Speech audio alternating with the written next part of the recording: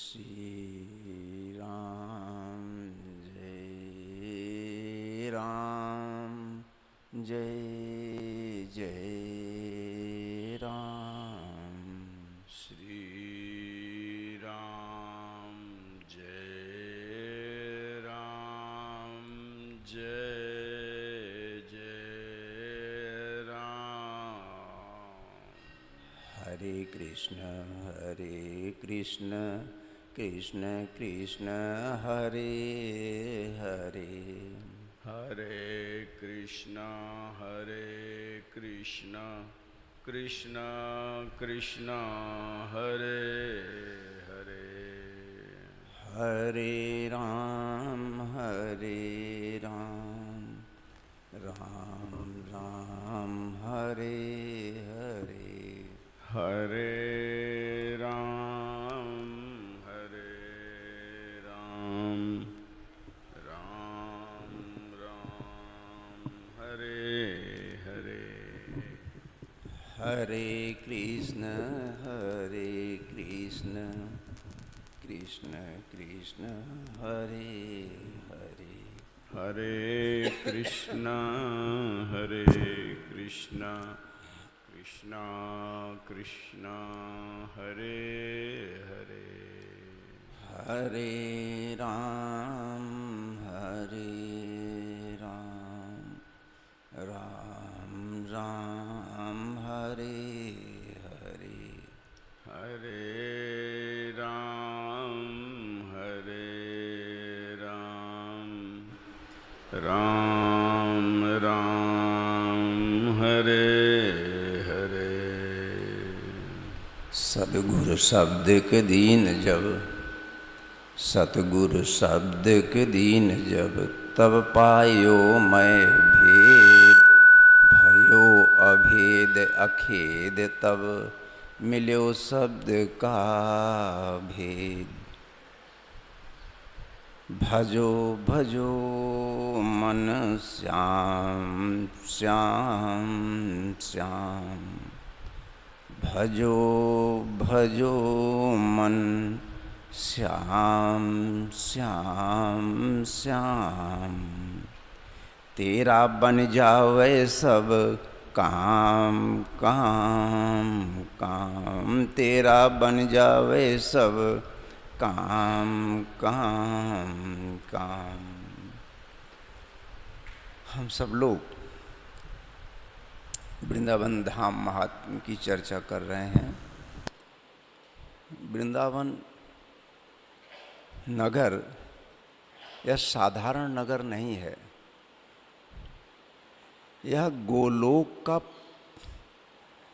गोलोक ही प्रकट है, गोलोक का प्रकट स्वरूप है।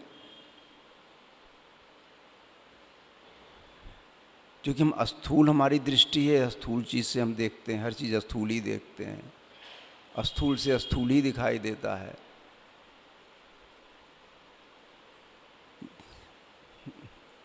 बांसुरी, भगवान श्री कृष्ण बांसुरी बजाते हैं तो बांसुरी की ध्वनि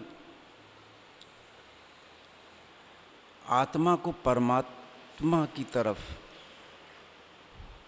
बुलाने की बात है।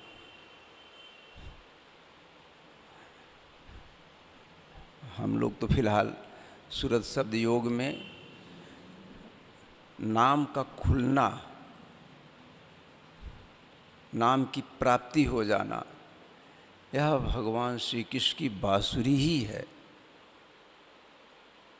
क्योंकि बांसुरी में जो दिव्यता है, जो गुण है, जो आनंद है, उसकी आवाज़ सुनने में, वैसे ही वही मधुरता, वही शीतलता, वही शांति, वही दिव्यता भगवत नाम की प्राप्ति के बाद है, जो कि सूरत शब्द मार्ग का लक्ष्य रहता है। तो रासलीला भगवान किए हैं, जीवात्मा परमात्मा के मिलन की बात है, परम प्रेम मिलन की बात है, यहाँ प्रतीक है। अभी हम लोग देख रहे हैं 84 कोस की परिक्रमा चल रही है वृंदावन और ब्रज में। अब जो भी जिसका उद्देश्य है अलग बात है, लेकिन ये भक्ति की यात्रा है परिक्रमा। अगर परिक्रमा करने से या परिक्रमा करते वक्त अंदर भक्ति की भावना जागृत नहीं हुई तो एक परिश्रम ही केवल बचता है। फिर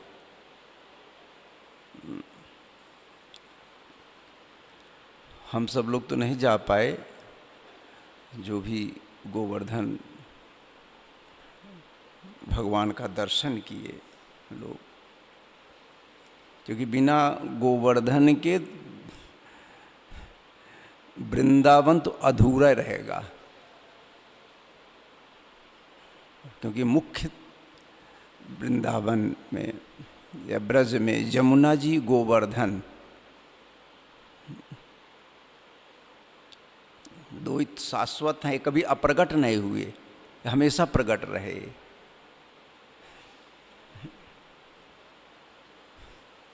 और यहाँ पर सब लोग राधे राधे कहते हैं, अभिवादन करते हैं, जैसे कि हम लोग राम राम करते हैं, दंडवत करते हैं।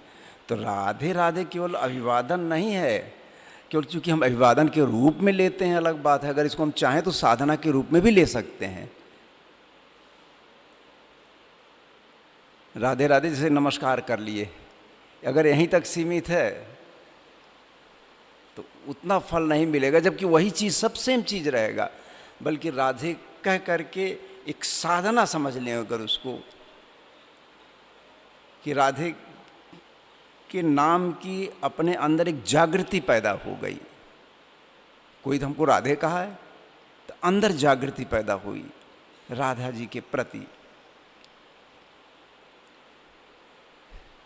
और एक बात है कि ज्ञान से भगवान समझ में आते हैं, ज्ञान से तो भगवान समझ में आते हैं, लेकिन प्रेम से मिल जाते हैं, क्योंकि प्रेम की नगरी है।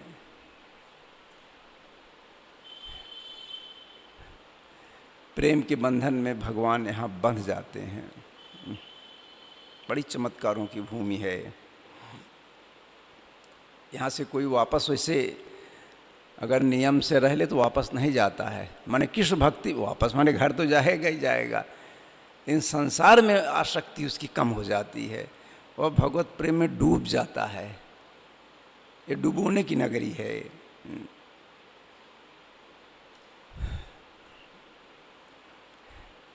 इसमें भगवान को 4 नगरियाँ बहुत प्रिय हैं, 4 खंड अगर इसको कर दें तो वृंदावन, मधुपुरी माने मथुरा, वर्षाना और नंदगांव, ये 4 सर्वाधिक प्रिय स्थल माने जाते हैं प्रभु के। और सबसे अच्छा जब यह भाव जग जाए अंदर से कि वह दिन कब आएगा कि मैं वृंदावन की धूल में लोट लोट कर राधे राधे पुकारूंगा। वृंदावन धाम महात्म की कथा का मुख्य उद्देश्य हम लोगों का यही होना चाहिए कि अंदर से भाव जगे। अब हम चलते हैं, गोवर्धन की चर्चा कल हुई थी, लेकिन उसका एक भाग, थोड़ा सा भाग छूट गया था। चंद्र सरोवर,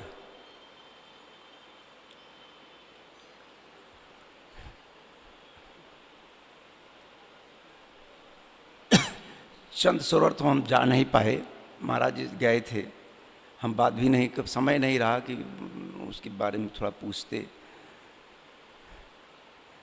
वल्लभाचार्य संप्रदाय के भक्तों को बहुत ही प्रिय है चंद्र सरोवर, क्योंकि वहाँ पर उनकी बैठक भी है। बैठक आश्रम न महाराज जी, वही बैठक आश्रम को ही बैठक कहते हैं वो लोग। हाँ, उनका आश्रम को बैठक शब्द से बोलते हैं। वल्लभाचार्य जी का है वहाँ। अष्टछाप कवियों की लीला स्थली है। दिव्य रास की अनुभूति वहाँ होती है चंद सरोवर पर, क्योंकि जब महारास लीला संपन्न हुई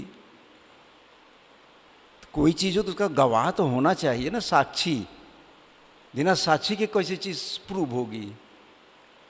जैसे भगवान का विवाह हुआ, वहाँ पर कल बरसाना गए थे तो बरसाना में खूब जगह लिखा हुआ, कहें कुछ लोग हमको बताए वो क्या लिखा है, वो क्या लिखा है, क्योंकि विवाह की बात हम यहाँ किए थे। हम चर्चा किए थे कि विवाह हुआ था बंशी भट्ट स्थान पर श्री राधा रानी का और प्रभु का, और ब्रह्मा जी साक्षी थे। यह बात तो वहाँ लिखा है, लेकिन वो लिखते हैं कि वहीं पर हुआ था बरसाना में, माने वहीं इर्द गिर्द, वो ब्रिकट में लिखे हैं। और तो पुराण में वर्णन विवाह का तो है, स्थल का वर्णन नहीं है अन्य पुराणों में।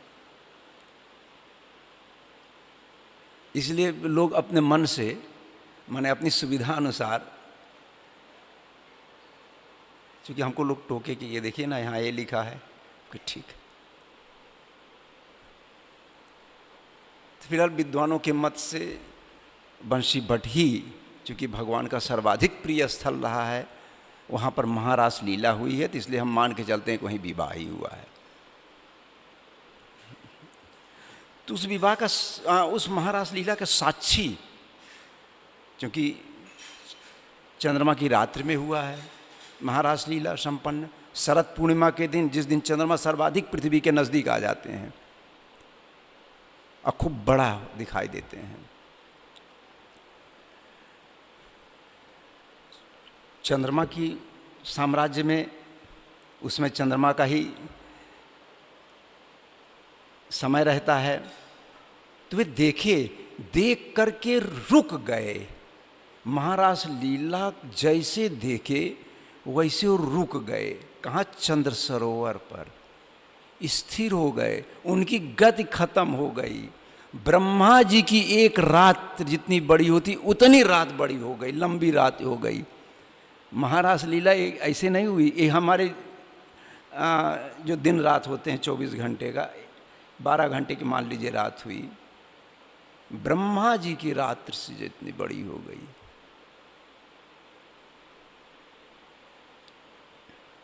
तो आधा कल्प हो गया इस तरीके से, इतनी। और चंद्रमा भी उसको वहाँ पर दर्शन कर रहे हैं और उनके आँख से अश्रुपात हो रहा है, जल बरस रहा है। उसी जल से चंद्र सरोवर बन गया। इसलिए इसकी चर्चा अवश्य होनी चाहिए। और वर्तमान में राष्ट्रमंडल वहाँ का प्रसिद्ध है, इसकी चर्चा करेंगे हम लोग। अष्टकवियों में प्रधान कीर्तनाकार सूरदास जी की समाधि है, और सूरदास जी के बारे में थोड़ा सा विस्तृत चर्चा करेंगे। यहीं पर पराशर, ये परसौली गांव में है, गोवर्धन के परसौली गांव में स्थित है। पराशर मुनि यहीं पर तप कर रहे थे। पराशरा माने व्यास जी के पिताजी। व्यास जी का जन्म भी परसौली गांव में ही हुआ है। अब अगर इतिहास की दृष्टि से देखेंगे तो उनका पालन पोषण भी यहीं हुआ। उसके डिटेल में नहीं जाएंगे। चंद्र सरोवर पर महारास लीला भी हुई है, और उस लीला को यहाँ पर हर साल संपन्न कराते हैं बसंतोत्सव, बसंत के महीने में। अब बंशी भट्ट पर जो महारास लीला हुई, चंद्र सरोवर पर जो महारास लीला हुई, इसमें थोड़ी भिन्नता है। बंशी भट्ट पर जो महारास लीला हुई उसमें सभी प्रकार की गोपियाँ आई हैं। उसमें कोई छोटे बड़े का अंतर नहीं था और तो सबके लिए खुला हुआ था। कोई शर्त नहीं थी वहाँ पर, न प्रभु की तरफ से शर्त न किसी की तरफ शर्त, लेकिन उसमें प्रवेश योग माया केवल गोपी भाव वाले लोगों को ही करने दे रही थी। और यहाँ पर जो महारास लीला होती है, हर साल मनाई जाती है, हुई, उसमें केवल जो उच्च कोट की गोपियाँ हैं केवल उन्हीं का प्रवेश रहा है।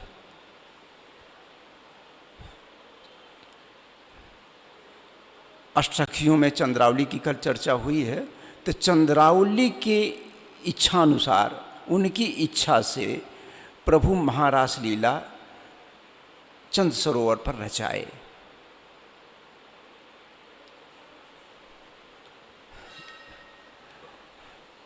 और चंद सरोवर को तो फिलहाल गिरिराज की नाक है, वो माने सबसे इज्जत व सबसे महत्वपूर्ण चंद सरोवर को माना जाता है।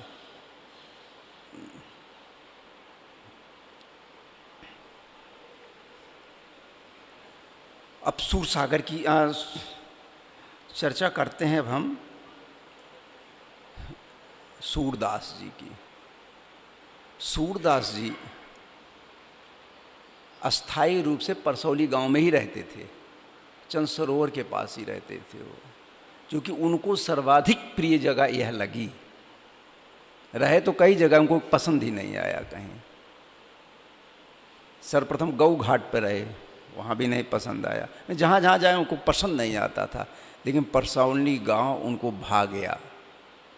सूरदास जी 25 ग्रंथ लिखे हैं। सूरसागर, साहित्य लहरी उनकी 2 प्रमुख ग्रंथ हैं। इनका जन्म हरियाणा के फरीदाबाद जिला, दिल्ली से सटा हुआ फरीदाबाद में सीरी एक गांव है, सीरी गांव में जन्म हुआ।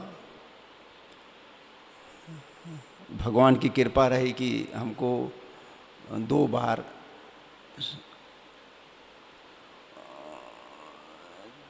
वहाँ सीरी जाने का मौका मिला। वहाँ सूरदास जी की एक मंदिर बना हुआ है, बहुत अच्छा सुंदर सरकार पार्क बना, पिकनिक स्पॉट बन गया है वो, सुंदर बाग है।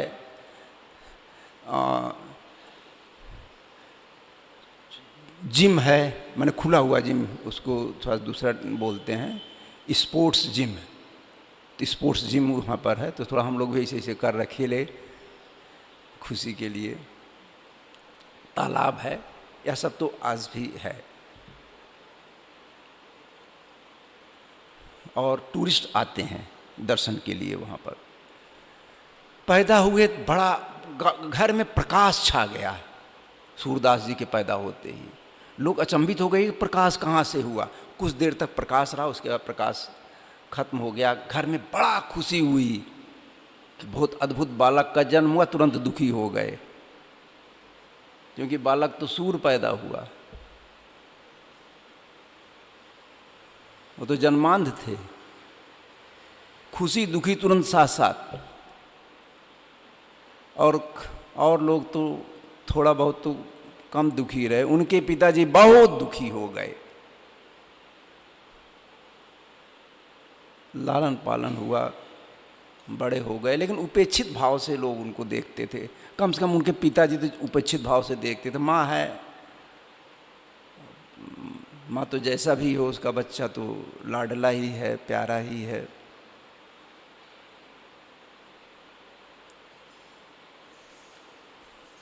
और अब सूरदास जी कर क्या सकते थे। लेकिन एक अपमान की बातें तो कान में तो सुनाई देता था उनको। थोड़ा बड़े हो गए, एक दिन घर से निकल गए, आ गए वही गांव ही, ऐसा नहीं कि कहीं दूर, वही सीरी गांव में जहां उनका मंदिर है, वो सीरी गांव में ही है।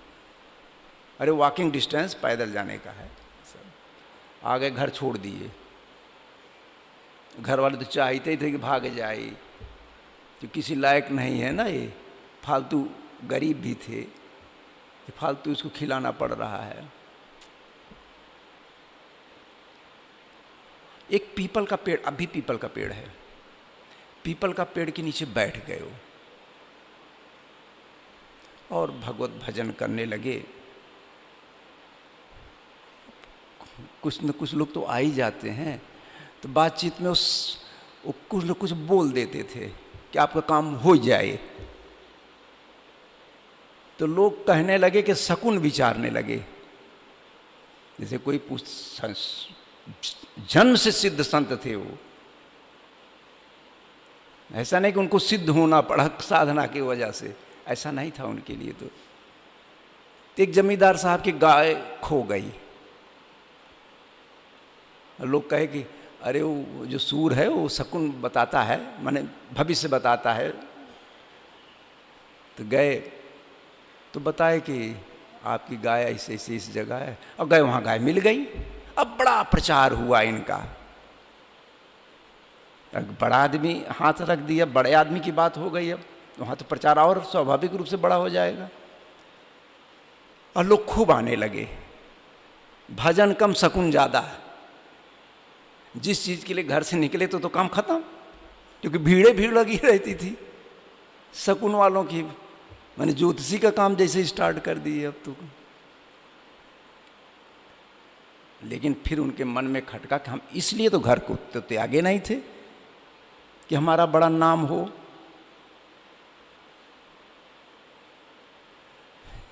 एक दिन रात्र में, क्योंकि दिन में जाने न देते लोग, पकड़ लेते हैं इनको, रात्र में उस स्थान को छोड़ दिए। वो तो कुटी वगैरह बनवा दिए थे जमींदार, अब तो कोई बातें नहीं है, शकुन विचारक को तो पैसा बहुत मिलता है ना।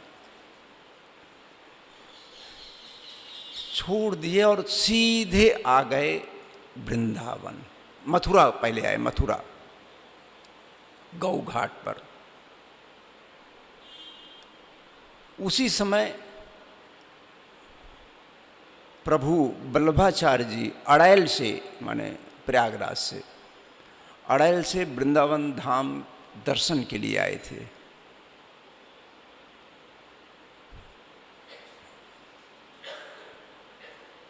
सूरदास जी उनका दर्शन करने के लिए जाते हैं। वल्लभाचार्य जी, वल्लभाचार्य जी तो भीड़ रहती थी, काफ़ी लोग साथ में उनके रहते थे, लेकिन देखते ही उनको बुला लिए और अपने पास बैठा लिए तुरंत। लड़का भी, वो भी सूर, देखने में भी वैसे गंदा कुचैला था, ऐसे कुछ लेके तो वहाँ से चुने, सब जो था छोड़ छाड़ के चले थे सीरी गांव से, माने जहाँ रहते थे पीपल के पास कुटी में। पास में बैठाए और हाथ से सिर पर हाथ रखे थपथपाए।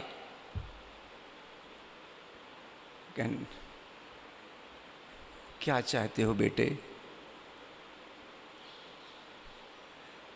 कहे मैं एक पद सुनाता हूँ आपको भगवान का, एक पद सुनाता हूँ। तो एक पद बड़ा दीन भाव का एक पद सुनाए उन्होंने वल्लभाचार्य जी को। वल्लभाचार्य जी सुने और कहे पुत्र तुम घिघियाते क्या हो, क्यों इतना दीन भाव कर रहे हो? क्योंकि उसमें बड़ा दीनता का भाव था। कहना ऐसा क्यों कर रहे हो? तुम इतने बड़े आदमी हो, घिघिया रहे हो? घिघियाना हमारी बात समझ गए ना, कि दीनता का भाव, अपने को बहुत छोटा मान लेना। तो कहे मैं तो कुछ जानता ही नहीं हूं। कहने तुम भगवान का यश गाओ ना, भगवान का गुणगान करो। कहे मैं जानता ही नहीं हूं। तब उसी समय ही वल्लभाचार्य जी उनको सुबोधिनी, उनकी अपनी रचना है सुबोधिनी, उनको सुना देते हैं। मेमोरी बहुत, याददाश्त बहुत अच्छी। सुबोधिनी सुनते ही भगवान के गुण उनके अंदर स्वतः प्रकट हो गए। अब यहीं से भगवान का यश गाना शुरू कर दिए। अब फिर गौ घाट से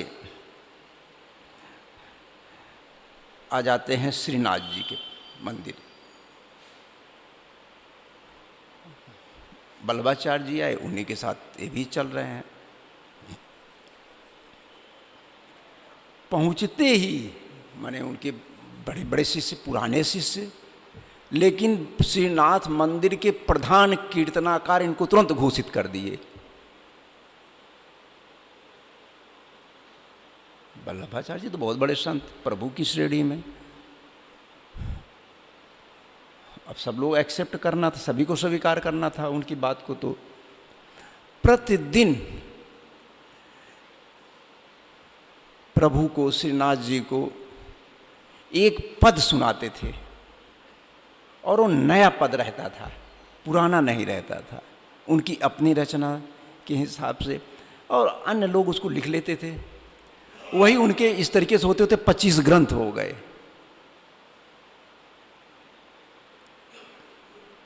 लेकिन वह स्थान भी उनको नहीं प्रिय लगा। तभी वो परसौली चले गए। परसौली माने जहाँ चंद सरोवर है, उनको अति पवित्र ज्योतिर्मय जगह महसूस हुआ, और घोषणा कर दिए कि मैं परसौली में रहूँगा। कह दिए तो रहना ही है, उनको कौन रोकेगा। ज़्यादा दिन तक तो वल्लभाचार्य जी रहे नहीं। उनके पुत्र विट्ठलनाथ जी अब संभालने लगे सब। विट्ठलनाथ जी के पुत्र गिरिराज हो गए।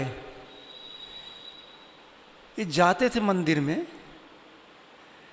तो कभी कभी एक जगह और गए थे उनके साथ, नए मंदिर में। श्रीनाथ जी के तो इनको मालूम है कि आज ये ड्रेस पहनेंगे, आज ये ड्रेस पहनेंगे, आज ये ऐसे ऐसे, उनको सब मालूम था। तो गए, अब वहाँ की पोशाक, क्या पोशाक पहने, पूरा पोशाक का वर्णन कर दिए। सब लोग दंग। फिर दूसरे दिन गए, दूसरा पोशाक था, उसका भी वर्णन कर दिए। फिर तीसरे दिन गए, कई दिनों, अब साधु संत हैं, उनको कौन सा काम, जहाँ गए रुक गए, उसकी पोशाक का वर्णन कर दिए। अब विट्ठलनाथ जी के सुपुत्र को शंका हुई कि इनको कुछ न कुछ दिखाई तो जरूर देता है, बिना दिखाई दिए या तो कहीं न कहीं इसमें दाल में काला है। क्या कहे कि इस मंदिर की किसी की जानकारी न हो, पुजारी से मिल करके कहें आज भगवान का कोई ड्रेस नहीं पहनना है, केवल अलंकार से, माने सोने चांदी गहनों से ही इनका केवल श्रृंगार करना है आज। और किसी के बात पहले मालूम नहीं होना चाहिए कि क्या करना है, क्योंकि पर्दा के अंदर करना है सब। तो कर दिए। आए सूरदास जी दर्शन करने और लगे वर्णन करने। अब सब तो अब अवाक हो गए। तो विट्ठलनाथ जी के पुत्र फिर क्षमा मांगते हैं कि फिर बात विट्ठलनाथ जी के पास पहुंची। विट्ठलनाथ जी बहुत डांटे कि संतों का इस तरीके से परीक्षा लोगे, तुम उनके आगे हो क्या जो परीक्षा ले रहे हो। अब एक दिन की बात रही, मंगला आरती में, चूँकि मंगला आरती में श्रीनाथ जी के पहुंच जाते थे सूरदास जी, नहीं मंगला आरती में आ गए थे। श्रृंगार आरती उसके बाद होती, श्रृंगार आरती में नहीं आए, क्योंकि उस आरती में भी आना था। विट्ठलनाथ जी उसी समय कहते हैं कि आज पुष्टि मार्ग, उनका मार्ग पुष्टि मार्ग माने कृपा का मार्ग है, अनुग्रह का मार्ग है। आज पुष्टि मार्ग का जहाज डूबने वाला है, क्योंकि ऐसा संभव नहीं है कि सूरदास जी यहाँ हो और ना आवें, ये तो असंभव बात है। उनको शंका हो गई, कहीं चलो, सब लोगों को बोले चलो सूरदास जी के पास, जिसको जो मांगना हो मांग लो, जहाज अब डूबने वाला है, जल्दी करो। अब उनके साथ मुख्य लोग कुंभन दास, नंद जी इत्यादि विट्ठलनाथ जी के साथ गोविंद दास जी थे, चतुर्भुजी दास, हाँ चतुर्भुजी दास माने मुख्य अष्टकवियों में सब थे। इनको लेकर के चंद सरोवर पर जाते हैं।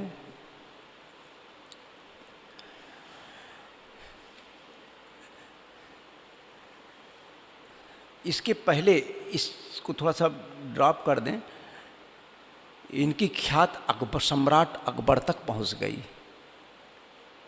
सूरदास जी के। अकबर की इच्छा हुई कि चल करके हम भी दर्शन करेंगे। प्रबंध हुआ, तानसेन प्रबंध किए, अकबर आए और तानसेन कहते हैं सूरदास जी को, अरे दुनिया का बादशाह आया है, कुछ इनके यश का गान कर दीजिए आप।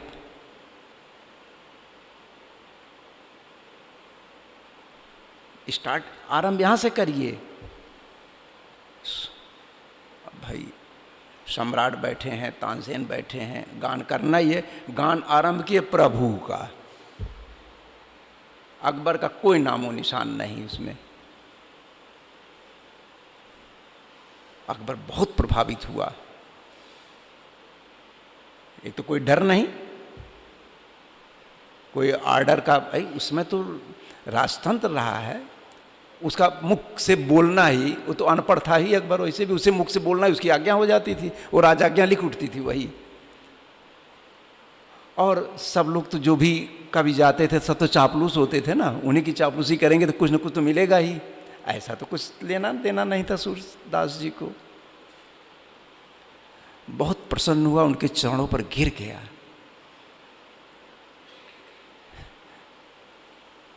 और देना जो चाह रहा था उसकी हिम्मत ही नहीं पड़ी कि कुछ दे भी दें इनको हम, यह भी हिम्मत नहीं पड़ी अकबर की। और लोगों को देने की इच्छा हुई थी, जैसे मीरा जी जब अकबर मिले थे तो अपनी माला दे दिए थे तुरंत निकाल करके, लेकिन यहां हिम्मत ही उनकी खत्म हो गई कुछ भी देने की। तो सूरदास जी मानसिक भगवत सेवा के सिद्ध संत थे। मानसिक, मन से, क्योंकि शरीर से तो कुछ कर ही नहीं सकते थे सेवा हो तो। तब उनके पास जब विट्ठलनाथ जी, कुंभन दास, गोविंद दास, चतुर्भुजी दास पहुंचते हैं तो विट्ठलनाथ दास जी एक प्रश्न उनसे करते हैं कि आपकी चित्तवृत्ति इस समय कहाँ है?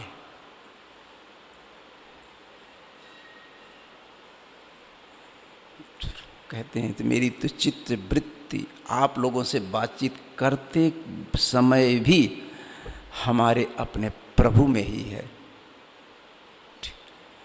फिर चतुर्भुजी जी पूछते हैं, आप अपने गुरु को तो भगवान मानते हैं? कहन हाँ भगवान मानते हैं। कहन उनके यश में अपने गुरु जी के लिए आप इतना करोड़ों पद लिखे, बहुत पद लिखे, कुछ पद तो खो भी गए, जो अवेलेबल है वो 25 ग्रंथ बने हुए हैं। कुछ महाशय बड़े तेज भी होते हैं ना, नोट किए लेके चल दिए कि उनके बपौती हो गई। ऐसा होता है भगवत इच्छा। लेकिन उसमें आप कहीं भी अपने सदगुरु की चर्चा नहीं किए, एक बार नाम भी नहीं लिए, कहीं नाम नहीं लिए अपने गुरु का। ऐसा क्यों? क्योंकि हम सब लोग हिम्मत ही नहीं कर पाए आपसे पूछने की। लेकिन आज यह इच्छा है कि आप बता दें हमको। चतुर्भुजी जी का प्रश्न था ये। तो सूरदास जी कहते हैं, मैं अपने सतगुरु के अलावा अपने किसी पद में किसी की भी चर्चा नहीं किए हैं। अब नाम तो नहीं है कहीं, लेकिन कहीं भी किसी अन्य किसी की चर्चा ही नहीं की है। मैंने श्री कृष्ण भगवान की भी चर्चा, जबकि श्री कृष्ण भगवान है उसमें नाम है, कहीं चर्चा ही नहीं की। अब लोग दंग रह गए। कि गुरु का प्रेम देख करके है क्या इसमें रहस्य? क्योंकि गुरु में और भगवान श्री कृष्ण भेद ही नहीं मानते थे, उनकी हृदय से भेद नहीं था। इसलिए चाहे भगवान कृष्ण के नाम से करें, चाहे वल्लभाचार्य जी के नाम से करें, बात तो एक ही हुआ। तब लोग दंग रह गए। ऐसे सूरदास जी को हम सब लोग प्रणाम करते हैं और अपनी यात्रा आगे आरंभ करते हैं। थोड़ी सी चर्चा मथुरा की अवश्य कर दें।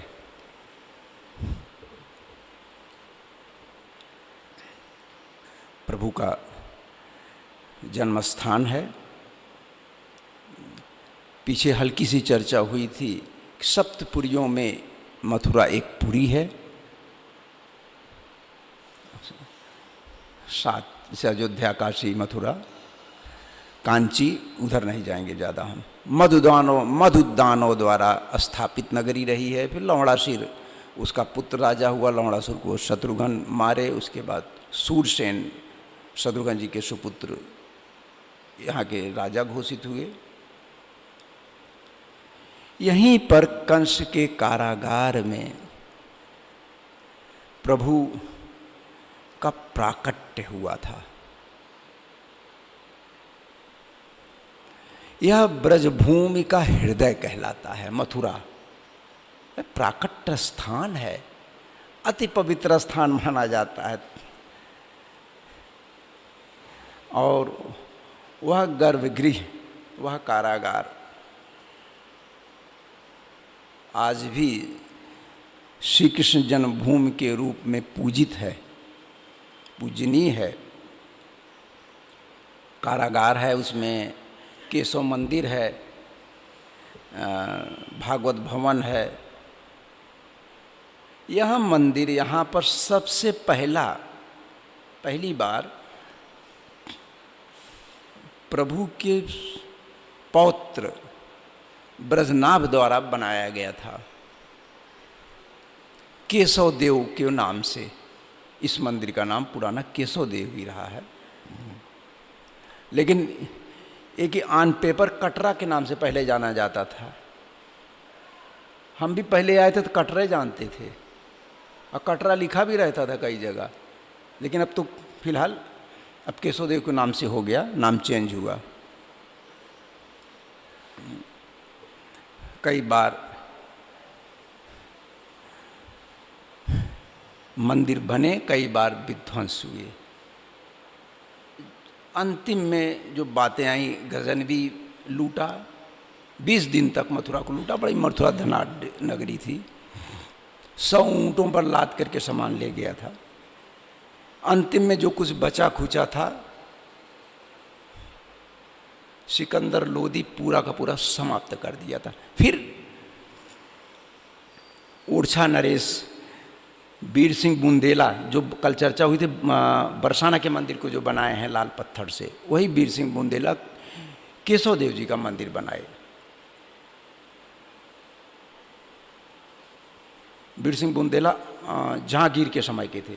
जहांगीर इनका मित्र थे, क्योंकि अपने पिता से जब विद्रोह किए थे जहांगीर, तो इन्हीं के पास रहे थे, सपोर्ट किए थे जहांगीर को। लेकिन औरंगजेब जब सत्ता में आए, औरंगजेब मंदिर को तोड़ दिए और ईदगाह बना दिए, मस्जिद और ईदगाह बनवा दिए। वो शाही ईदगाह के नाम से प्रसिद्ध हुआ वो स्थान। धीरे धीरे शाही ईदगाह ही हो जाता अगर कोई प्रतीक न बनता तो। हम भूल जाते कि ये भी कोई स्थान रहा है। लेकिन एक बिरला साहब और डालमिया जी के सहयोग से देश स्वतंत्र हो गया था उस समय। लगभग 1953 की बात है। 53 से 82 के बीच में जो इस समय प्रेजेंट मंदिर है, उस मंदिर का निर्माण हुआ। ये 2 उद्योगपतियों के सहयोग से, और कुछ लोगों का सहयोग रहा, लेकिन 2 मुख्य उद्योगपतियों का ही इसमें सहयोग रहा है। और 1968 में श्री कृष्ण जन्म स्थान सेवा संघ बना। श्री कृष्ण जन्म स्थान सेवा संघ। अब ईदगाह की बात आई, उसमें कांग्रेस पार्टी के गणेश वासुदेव समझौता कराए कि आपका ये क्षेत्र है ईदगाह समिति का और इनका ये क्षेत्र है। हिंदुओं की तरफ से गणेश हस्ताक्षर किए और वही उस जन्म स्थान सेवा संघ के अध्यक्ष भी बन गए पहले। बहरहाल हम लोग उस मंदिर का दर्शन करेंगे। फिर विश्राम घाट जहाँ पर प्रभु कंस का वध करने के बाद विश्राम किए थे, उसी घाट को विश्राम घाट कहते हैं, पवित्र घाट माना जाता है। और वहाँ पर द्वारिकाधीश का मंदिर है। द्वारिकाधीश का मंदिर वो राज बाजार में है, हमारे ख्याल से थोड़ा दूर है, ज़्यादा दूर नहीं है, क्योंकि हम गए हैं, थोड़ा दूर है। इसको ये नया है मंदिर, 1814 में सेठ गोकुलदास पारीख बनवाए थे इसको। एक ग्वालियर स्टेट के खजांची थे, इस मंदिर को बनवाए हैं। और फिर आजकल तो वल्लभाचार्य संप्रदाय के लोग इसकी देखभाल करते हैं। अगर समय रहा तो इसका भी दर्शन कर सकते हैं, नहीं तो मस्तिष्क में तो दर्शन कर ही लीजिए। अब हम लोग पुराने मंदिरों की तरफ चलते हैं, गौड़ीय संप्रदाय के। इनके सबसे पहला आविष्कारकर्ता वृंदावन ब्रज के ही, पूरा ब्रज मंडल पे कह दें तो कल चर्चा हुई थी श्रीपाद माघवेंद्र पुरी जी द्वारा। श्रीनाथ भगवान का प्राकट्य हुआ जहाँ।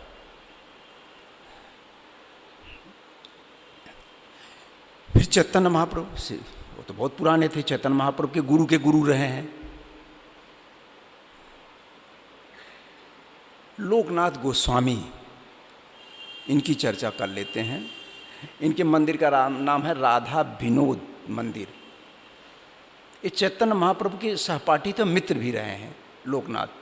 सब एक ही स्कूल के प्रोडक्ट हैं, जो श्री माघवेंद्र पुरी के द्वारा स्थापित स्कूल था, चतुष्पाठी पाठशाला।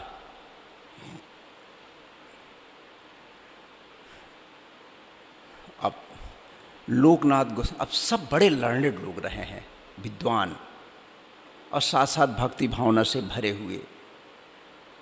कहते थे लोकनाथ, सबके कुछ न कुछ विशेष वाक्य हैं। जितने भी गोस्वामी की चर्चा करेंगे, उनके जीवन के कुछ उद्देश्य रहे हैं। कहते थे एक बार हरि नाम ले लो, सबसे ऐसे कहते थे, एक बार हरि नाम ले लो और मुझे आजीवन मुझे खरीद लो। एक नाम बोलिए और मुझे खरीद लीजिए, मैं आपका सेवक हो गया। एक बार हरि नाम तो ले लो प्रेम से और मुझे खरीद लो, ऐसा कहते थे वो। फिर दूसरा कहते थे, भगवान अपनी सेवा से उतना खुश नहीं होते हैं। भगवान अपनी सेवा से उतना नहीं खुश होते हैं जितना अपने धाम की सेवा करने से खुश होते हैं। क्योंकि उनको तो बताना था ना, माघवेंद्र पुरी तो ज़्यादा प्रचार नहीं कर पाए, तो नीलांचल चले गए। ज़्यादा प्रचार तो लोकनाथ से ही आरंभ होता है। तो कहते थे कि प्रभु ज़्यादा प्रसन्न होते हैं अपने धाम की सेवा करने से।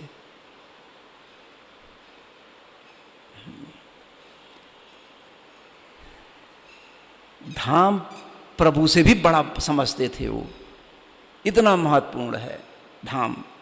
धाम और प्रभु में अंतर नहीं है, अंतर कर लेंगे। तीसरा कहते थे, ये सब आगे काम आ रहे हैं, सब यहीं से तो आरंभ होना है।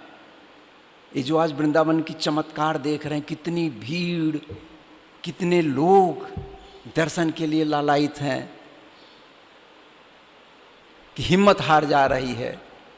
हमारी तो हारी गई। ये सब का आरंभ लोकनाथ गोस्वामी करते हैं। कहते हैं कि श्रेष्ठ साधक वे हैं, बहुत क्लियर कट समझ लें इस बात को, जो उन कहें हम लोग समझ लें, श्रेष्ठ साधक वे हैं जो अपने कल्याण के साथ दूसरे के कल्याण के लिए तत्पर रहते हैं। अपनी कमाई से अकेले नहीं आप धनी हो सकते, दूसरे की कमाई से धनी होते हैं। और जिसकी फैक्ट्री में 1000 लेबर हैं तो 1000 वर्कर हैं, तो 1000 वर्कर से तो सबसे कमाता है ना वो पैसे वाला होगा। जिसके पास एक का है तो कितना कमा लेगा वो, निश्चित रूप से उसकी आय कम होगी। तो श्रेष्ठ साधक वे हैं जो अपने कल्याण के साथ दूसरे के कल्याण के लिए तत्पर रहते हैं। ये उनके सूत्र हैं, यही सूत्र रख करके वो आगे बढ़े हैं। और ये सूत्र सब हम सब के लिए इम्पॉर्टेंट हैं। तीसरा फिर बात करते हैं नृत्य वृंदावन। अब वृंदावन की महत्तम भी तो उनको स्थापित करना है ना, क्योंकि एक बैकग्राउंड बना रहे हैं अभी। नित्य वृंदावन तो सिद्ध संतों के लिए है, सिद्ध संत कहीं भी रहें उनके लिए तो नित्य वृंदावन ही है। लेकिन सार्वभौम वृंदावन तो सबके लिए है। तो सब तो ज़्यादा ढेर संख्या में हो गए ना, तो सब ज़्यादा महत्वपूर्ण हो गए, क्योंकि सार्वभौम वृंदावन का सेवन करते हैं, इतने लोग करते हैं सेवन। तो सार्वभौम वृंदावन में जो इस समय दिखाई दे रहा है भौगोलिक दृष्टि से वृंदावन की, इसकी महत्ता को पहले स्थापित करते हैं वो। फिर अब आगे बढ़ते हैं वो। एक दिन उनकी इच्छा हुई, वैसे कुटी बना के रहते थे, वैसा तो कुछ था नहीं, कि एक श्री विग्रह मुझे मिल जाती, मैंने भगवान की मूर्ति मिल जाती तो मैं उसकी सेवा करता। अब श्री विग्रहों की स्थापना तो पहला तो प्रकटीकरण होगा नाथ श्रीनाथ भगवान का। अब यहीं से आरंभ हो रहा है वृंदावन में, यहीं से आरंभ हो रहा है श्री विग्रह का, कि मुझे अगर प्राप्त हो जाता तो मैं सेवा करता उनकी। ऐसी इच्छा हुई मन में। एक वृद्ध साधु आता है, बस ज़्यादा देर की बात नहीं, आ जाता है वृद्ध साधु, कहता है कि यति मैंने सन्यासी, ये लो इतनी बड़ी अंगूठे के बराबर छोटी सी मूर्ति, छोटी सी श्री विग्रह, ये लो इनकी सेवा करो तुम। ये तो बच्चे ही थे, यंग थे ना, कोई बूढ़े थोड़ी थे, और तो वृद्ध थे, कि लो इनकी सेवा करना। अब उनका दिमाग ठनक गया कि आप हैं कौन? अभी तो मेरे अंदर इच्छा हो रही है और आप दे रहे हैं, आप हैं कौन? अब मुझे दे रहे हैं, और इतनी अच्छी मूर्ति। हंसते हैं वृद्ध, मैं और कौन हो सकता हूं? मैं हो कौन सकता हूं? सोच नहीं पा रहे हो? तो कहते हैं आप, अरे अपने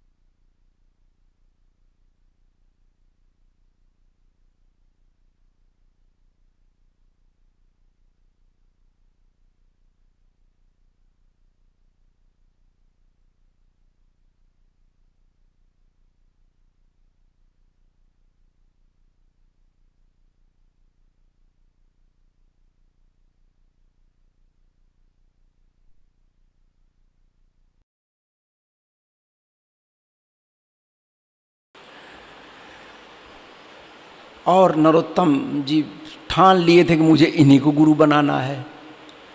तो सुबह वो डोल डाल जाते थे,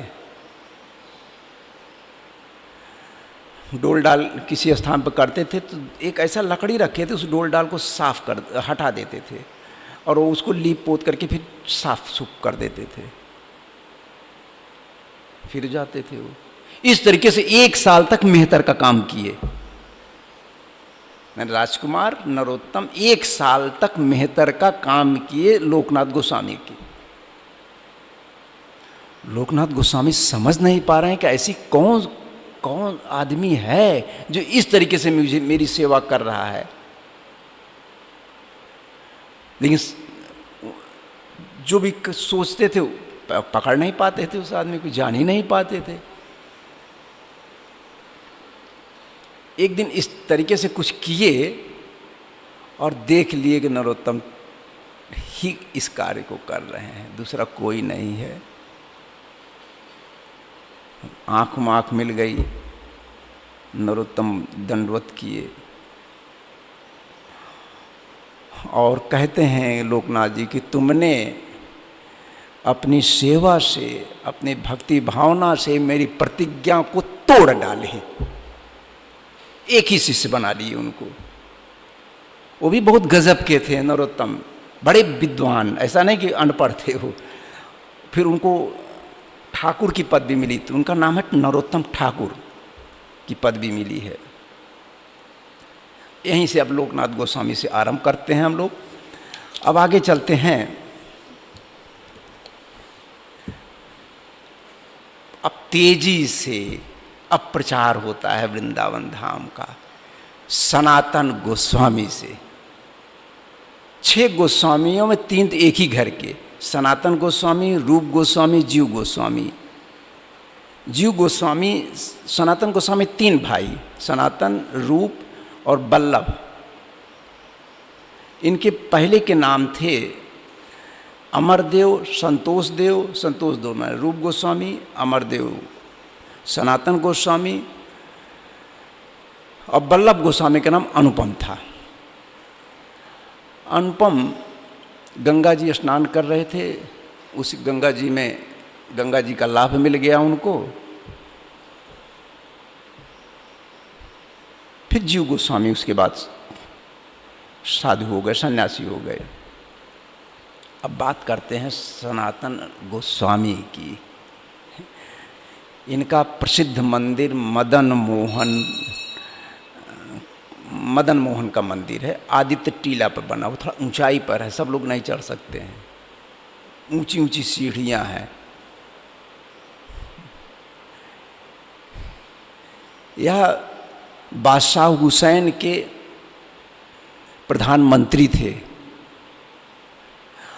हैं तो साउथ इंडियन, इनके परिवार वंशज तो साउथ इंडियन के, वहाँ भी राज परिवार से संबंधित थे ये लोग।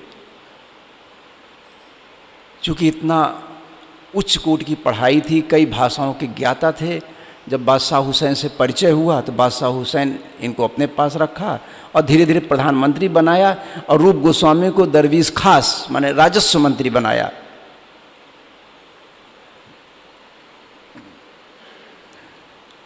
और उनको शाकर मालिक, उनकी भाषा में छोटा राजा प्रधानमंत्री तो हम बता रहे हैं, लेकिन छोटा राजा की पदवी थी उनकी, शाकर मलिक बोलते थे सनातन गोस्वामी की।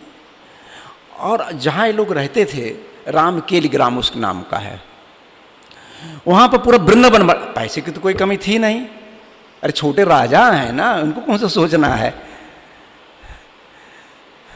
वृंदावन पूरा बना दिया, राधा कुंड, श्याम कुंड, पूरा का पूरा रामकेल गांव को माने प्रतीक के रूप में।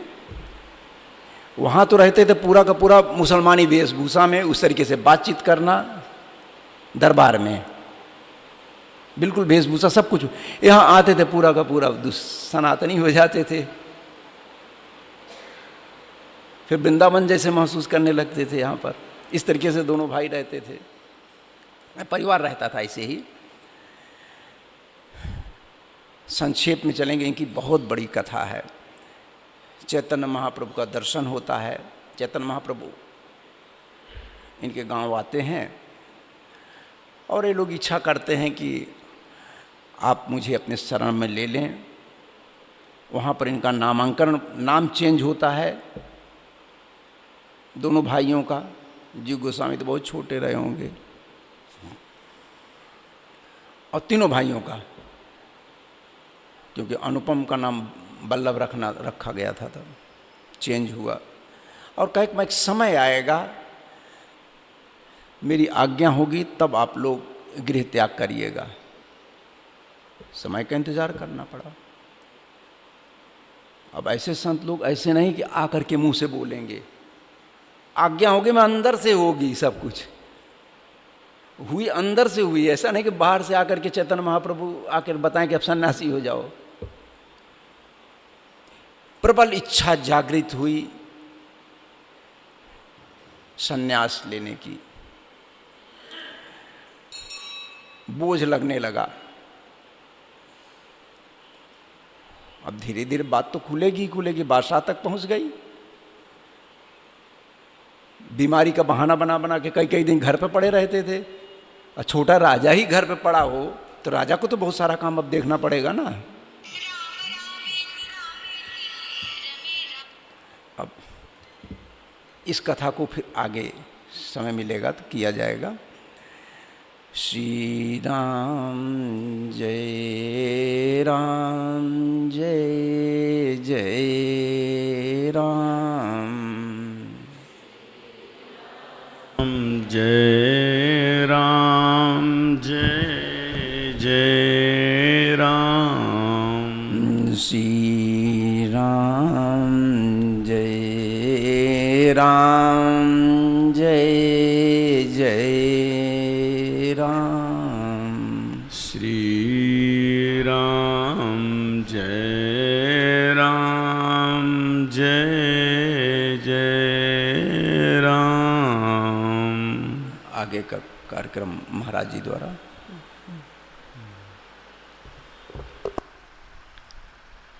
जहाँ तक हमको ख्याल है, दर्शन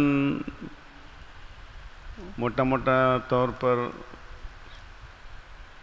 लोगों ने कर लिया। अब नहीं कर पाए हैं तो भीड़ के कारण, अव्यवस्था के कारण। फिर भी अभी आज भी है और कल है, 2 दिन है। परसों तो समय है ही नहीं। परसों तो जो अपने ढंग से जिनको जहाँ दर्शन शेष रह गया हो जा सकते हैं तो करें दर्शन। बस यही ना, अपने ढंग से लोग जाएंगे।